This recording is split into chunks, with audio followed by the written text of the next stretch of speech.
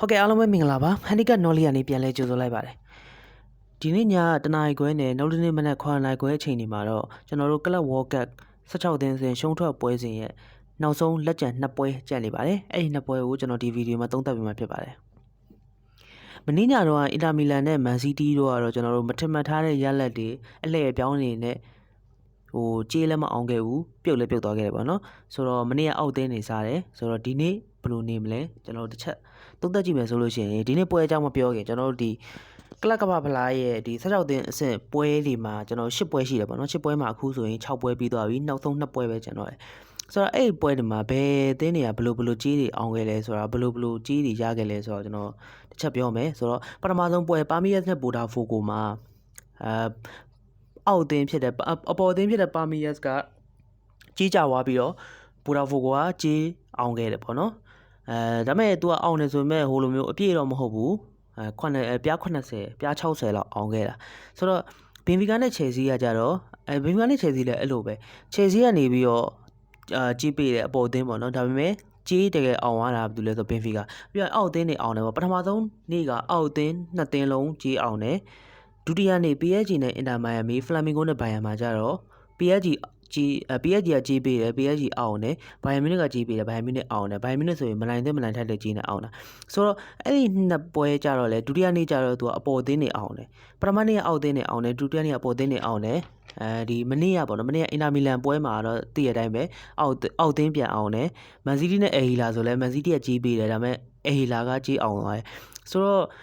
့ကျွန်တော်တို့ဒီကလန်ဒါကြလို့သိရမလားအစင်လာတော့အဲ့အမျိုးတွေယုံကြည်တဲ့လူတွေအတွက်ကကြတော့ပထမဆုံးနေ့ကအောက်သင်းနေအောင်တယ်ဒုတိယနေ့ကအပေါ်သင်းနေအောင်တယ်အခုတတိယနေ့ကမနေ့ကပေါ့နော်မနေ့ကတတိယနေ့ကအောက်သင်းနေပြန်အောင်တယ်ဆိုတော့ဒီနေ့မှာတို့အပေါ်သင်းနေအောင်မယ်လို့ပဲတွေးထားကြတယ်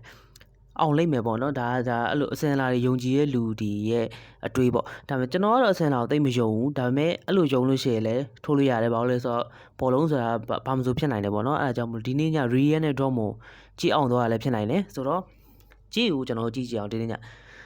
့ညပထမဆုံးပွဲက Real နဲ့ Juventus ပေါ့နော် Real နဲ့ Juventus မှာ Real ကနေစတဲ့ကြီးဘယ်လောက်ပေးခဲ့လဲဆိုတော့1+30စားပေးတယ်ဂိုးပေါင်းကြီး3လုံး55စားပေးတယ်ဆိုတော့အဲ့ကြီးမှာတည်းကနည်းနည်းလေး Real ကကြီးမှန်တော့မှန်ပါတယ် Juventus ကိုသူအဲ့လောက်တော့ပေးတဲ့တယ်ဒါပေမဲ့အဲ့ထပ်ပို့ပြီးတော့ထပ်ပြင်းလို့ရှင်ပို့ပြီးတော့ကောင်းမယ်လို့ကျွန်တော်တွေးတယ်ဒါပေမဲ့အဲ့ဒီချိန်မှာပဲအခုဒီညနေချိန်မှာဘာထပ်ဖြစ်သွားလဲဆိုတော့1+80စားဖြစ်သွားတယ်ဂိုးပေါင်းကြီးက3လုံး30စားဖြစ်သွားတယ်ဆိုတော့ဂိုးပေါင်းကြီးကတော့တိတ်မကွာဘူးထားလိုက်တော့ဂိုးပေါင်းကြီးကဒီတိုင်းပဲဒါပေမဲ့ body ကြီးကြတော့အများကြီးကျသွားတယ်ပြောရင်1+30စားတော့ကျွန်တော်တိတ်မကြိုက်ဘူး1+30စားဒါဖြစ်တဲ့နယ်ဆက်ကြီးလောက်ပဲရှိတယ်ဘယ်လိုပြောရင်Real Madrid နိုင်မယ်ဆိုလို့ရှိရင်ဒီထက်ပိုပြီးတော့ပြီးလို့ရတယ် 1D တို့2 minus 1 minus တို့2 plus တို့အဲ့မျိုးပေးလိုက်ရင်ပို့ပြီးတော့ Real Madrid ကပိုသေးကြမယ်လို့တွေးနေတဲ့အချိန်မှာသူက1+30ရနေပြီ1+80အထိကိုကြီးကြသွားတယ်ပြား40လောက်ကြီးကြသွားတယ်ဆိုတော့ကျွန်တော်အမြင်ရကြည့်မယ်ဆိုရင်တော့ဒီကြီးအရာဆိုလို့ရှိရင် Real Madrid ကဒီနေ့ညမှာ body မအောင်တော့ဘူးလို့ထင်တယ်တရေမိနစ်90မှာတရေသွားလိုက်မယ်လို့ထင်တယ်ချိန်မိုးကြမှာဒါ Real Madrid ကတခုလုံးဝအားတိုက်အင်တိုက်ကစားရင်းနဲ့မှအဲ့လိုနောက်တစ်ဆင့်တက်သွားတာမျိုးပို့ပြီးတော့ဖြစ်နိုင်တယ်လို့မြင်တယ်ဒါပေမဲ့ဒါကြီးပဲကြည့်ပြီးကျွန်တော်အမြင်ပေါ့နော်ဆိုတော့အုပ်စုပွဲစဉ်တွေကျွန်တော်ပြန်သွားကြည့်အောင် Real Madrid ရဲ့အုပ်စုပွဲစဉ်တွေဆိုတော့ Real Madrid ကအုပ်စုပွဲစဉ်တွေမှာဆိုလို့ရှိရင်သူကအေဟီလာနဲ့ပထမဆုံးတွေ့တယ်ပထမဆုံးတွေ့တော့သူကနေပြီး level 90ရှုံးပေးတယ်ဂိုးပေါင်းကြီး3လုံး60ရှုံးပေးတယ်ဆိုတော့အဲ့ဒီပွဲမှာသူကြီးမအောင်ဘူးအေဟီလာကနဲ့သူနဲ့1-1တည်ကြတယ်သူတို့နောက်ဆုံးမိနစ်မှာလားမသိဘူးပန်နယ်တီတစ်လုံးရတယ်အဲ့ဒါကိုအေဟီလာဂိုးသမားဘူနိုကလုံးဝလက်စွမ်းပြကာကွယ်သွားပေါ့နော်ဒီမနေ့ညတော့ကလည်းမန်စီးတီးနဲ့မနေ့ကမနက်ပေါ့နော်မနေ့ကsorry ကဒီနေ့မနက်ပေါ့နော်ဒီနေ့မနက်မှာလည်းအဲ့ဘူနိုတော်တော်လေးကိုကောင်းခဲ့တယ်လို့ပြောရမယ်အဲ့လိုဆိုတော့ဒီအေဟီလာကောင်းလို့ Real Madrid ကြီးမအောင်ခဲ့ဘူးလို့ပြောလို့ရမယ်အဲ့ပွဲကပြီးတော့ Real Madrid နဲ့ပါချူကတော့ Real Madrid ရဲ့ပထမဆုံးကြီးစားအောင်တဲ့ပွဲလို့ပြောရမယ်သူက2လုံး50စားပေးခဲ့တယ်3လုံး50ရှုံးပေးတယ်ကိုပေါင်းကြီးပေါ့နော်ဆိုတော့အဲ့ပွဲမှာ Real Madrid ကနေပြီးတော့3ဂိုးနဲ့အနိုင်ရတယ်သူတို့စပြီးတော့ +50စစားတယ်အပြည့်တော့မနိုင်ဘူးပေါ့နော်50တော့နိုင်တယ်နောက်ဆုံးပွဲ7နဲ့ Real Madrid မှာReal Madrid က2လုံး20စားပေးပြီးတော့0-3နဲ့အနိုင်ရပါတယ် Real Madrid အဲ့ကနေစပြီးအဲ့မှာအဲ့ပွဲတော့လုံးဝကြီးအောင်ခဲ့တယ်ပေါ့နော်ဆိုတော့ဒီနေ့ Juventus ပွဲကိုကျွန်တော်တစ်ချက်ကြည့်အောင် Juventus ကဘယ်လိုမျိုးလဲဆိုတော့အုပ်စုပွဲစဉ်တွေပေါ့မနော်အိမ်နဲ့ Juventus မှာအိမ်ကို Juventus ကနေပြီးတော့ 1-30ပေးတယ်ဂိုးပေါင်းချင်းနှလုံး100ရှုံးပေးတယ်ပြောရင်ဒီကြီးက Real Madrid အပေါ့Juventus အနေထားနဲ့ဆိုလို့ရှိရင်ကျွန်တော်ပြော့တယ်လို့ပြောရမယ်ဒါပေမဲ့အဲ့လိုအကြီးအပြော့နဲ့ပဲZ5 နဲ့ရိုက်သွားတယ်ဒါအဲ့ပွဲတော့လည်းကျွန်တော်ကဂိုးအောက်ခံမှန်းခဲ့တာနှလုံး100ရှုံးဆိုပြီးတော့ဂိုးအောက်မယ်ပေါ့ဆိုပြီးခံမှန်းခဲ့တာဒါပေမဲ့ဂိုးပေါ်သွားတယ်Juventus နဲ့ wine တက်နဲ့နောက်တစ်ပွဲကလည်း1-50ရှုံး3လုံး80စားနဲ့ပဲ4-1နဲ့နိုင်သွားတယ်ဒီပွဲလည်းသူတို့ပြောရင်ဟိုကြီးပြော့တယ်1-50ဆိုတာကဒီ wine တက်ဆိုတာဘယ်မှမသိတဲ့အတင်းခုနအဲအိန်းဆိုတာလည်းဘာမှမသိတဲ့အတင်းပြောရင် Juven လို့ဟိုဥရောပမှာအဆင့်တစ်ခုရှိတဲ့အတင်းတစ်ခုအနေနဲ့1-50 1-30လောက်ပေးပြီးတော့ဒီလောက်ကြီးတွေနိုင်နေတာကကြီးမမှန်ဘူးလို့ကျွန်တော်ယူဆရတယ်ပေါ့နော်ဆိုတော့အဲ့နှစ်ပွဲလုံးက Juven ကပြောရင်ကြီးမမှန်ပဲနဲ့ဟိုအဲ့လိုဂိုးပြက်တွေရိုက်ပြီးတော့နိုင်သွားတာဆို Juven မှာအုပ်စုမှာသူရှုံးတာတစ်ပွဲပဲရှိတယ်အဲ့ဒါ Man City ပွဲ Man City နဲ့ပွဲမှာ Man City ကနေပြီး1+50ပေးတယ်ဂိုးပေါင်းကြီး3လုံး80စားပေးတယ်အဲ့လိုဆိုတော့အဲ့ဒီကြီးမှာကဒါ Man City ကဒါပေးလို့ရတယ်လို့ပြောရမယ်ပြီးတော့ဟိုဘယ်လိုပြောရမလဲပေးလို့ရတယ်ပေါ့နော်ဒါပေမဲ့ဟို1+50ဆိုတော့ Man City အတွက်လည်းနည်းနည်းတော့ပျော့တယ်လို့ခံစားရတယ်ဘာလို့လဲဆိုတော့ Man City ဆိုတာကဒီဥရောပမှာဒီ travel တွေပါယူထားတဲ့အတင်းဗျာဟိုဗါလဲJuventus ဆိုတာကသူ့အနေနဲ့သူဘယ်လောက်ပဲအဆင့်ရှိရပြော Man City ဆိုတော့နည်းနည်းလေးတော့နှိမ့်တာတော့အမှန်ပဲဒါလက်ခံရမယ်ဆိုတော့အဲ့လိုကြေးတွေမှာ1+50ဆိုတာထက်1D လောက်ဖြစ်ဖြစ်ဒါမှမဟုတ်1- လောက်ဖြစ်ဖြစ်ပေးရင်ပို့ပြီးတော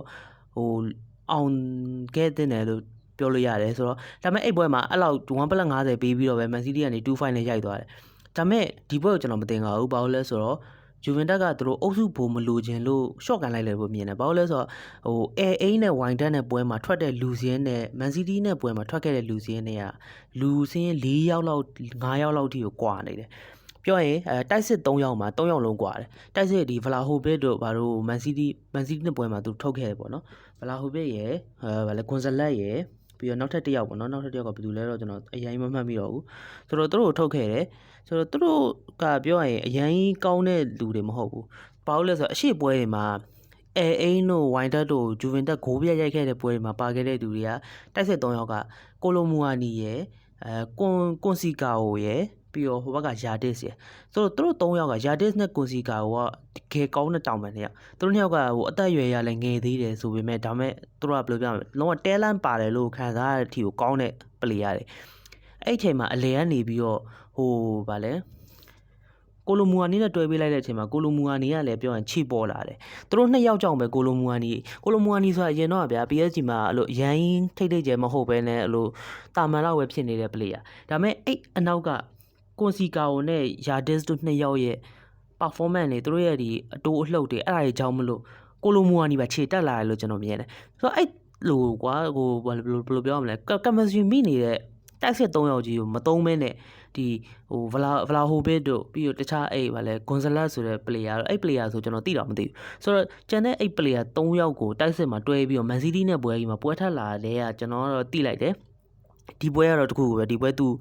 ဟိုအုပ်စုပုံမလိုချင်လို့အုပ်စုဒုတိယနဲ့ပဲတက်ဖို့အတွက်ကိုရှော့ကန်လိုက်တယ်လို့ပဲကျွန်တော်မြင်တယ်ဆိုတော့အဲ့ပွဲရဲ့ရလတ်နဲ့အဲ့ပွဲရဲ့ခြေစွမ်းကိုကျွန်တော်ထည့်မတော့ဘူးပေါ့နော်ရှေ့ပွဲဒီအဲအိန်းနဲ့ဝိုင်တက်နဲ့ပွဲရဲ့ခြေစွမ်းကိုကျွန်တော်ထည့်တွက်ဖို့ရကြတော့လေခတ်တယ်ဘာလို့လဲဆိုတော့ဟိုနှစ်သင်းလုံးကပြောရင်ဝိုင်တက်ကလည်းအရင်ဘာမှမဟုတ်ဘူးဝိုင်တက်ကလည်းတာမန်အသင်းအဲအိန်းကလည်းတာမန်အသင်းဆိုတော့အဲ့ဒီနှစ်သင်းကိုဂျူဗင်ကဒီလိုကန်လာကတွန့်နေသူဂျူဗင်ကဘယ်လူနဲ့ပဲဖြစ်ဖြစ်ဒီလိုကတော့ကန်မှာပဲဟိုဗာလဲဗလာဟိုဘဲတို့ဘာလို့ပိုင်တော့ဒီဂိုးလောက်ကတော့ရမယ်လို့ကျွန်တော်ထင်တယ်ဆိုတော့ဂျူဗင်မှာအဲ့လိုလုံးဝပြိုင်ဘက်ကောင်းတဲ့ကန်ခဲ့တဲ့အချိန်မှာ तू ကလူစင်းအစ်စ်ကိုမထုတ်ခဲ့ဘူးဆိုတော့သူ့အတွက်ကမှန်းရနေနေခက်တယ်ဆိုတော့ဒီနေ့ညကျွန်တော်တို့အဲ့ယာဒစ်ရယ်ကိုစီကာအိုရယ်ဒီကိုလိုမူအာနီရယ်လူစင်းမှာပါမယ်ရီယဲနဲ့လုံးဝတူတင်ကိုတင်စော့မယ်ဆိုလို့ရှိရင်တော့ကျွန်တော်ဂျူဗင်ကိုပိုကြိုက်တယ်ကြီးအရာရောခြေရရောဘာလို့လဲဆိုတော့ရီယဲမက်တို့ကအဲ့လိုတူတင်ကိုလေးစော့ပြီးဆိုတော့ကြောင်ပြောက်ပြီအဲ့ဒါဘာမှတိတာလဲဆိုတော့အေဟီလာနဲ့ပွဲမှာတိတာအေဟီလာကပြောရင်ဟိုအင်ဇာဂီရဲ့လက်အောက်မှာတော်တော်လေးကိုတောက်ပလာမဲ့အသင်းပေါ့နော်